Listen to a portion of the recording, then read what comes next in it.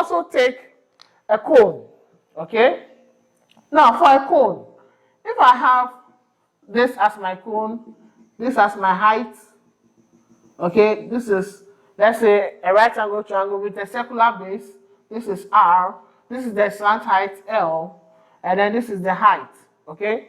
Now we are saying that if we have a sector, okay, I have a circle, and then I have a sector cut out, okay, from this.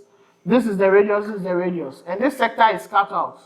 And then this sector which is cut out is folded so that this ends coincide to form a cone.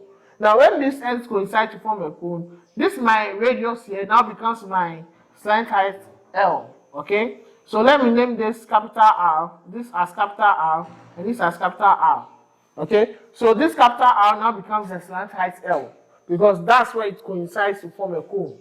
Now, if this is my height and this is my radius of the cone, we are saying that for a cone of base, okay, of base radius R and height H and slant height L, we are saying that the curved surface area is equal to what? The curved surface area is equal to, we are saying the curved surface area is always what? The total area of the net of the prism. So which is what? We shall have pi RL. So pi RL. Okay? So we shall have 22/7 times the radius times what? The slant height L. That will be the curved surface area of what? The cone. And then the volume of cone will be equal to 1/3 times the area of the base. The area of the base is what?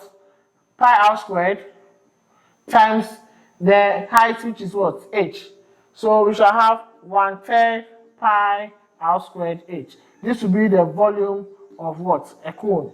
Okay? So the volume of a cone is 1/3 pi R squared H. Now let's pick a question.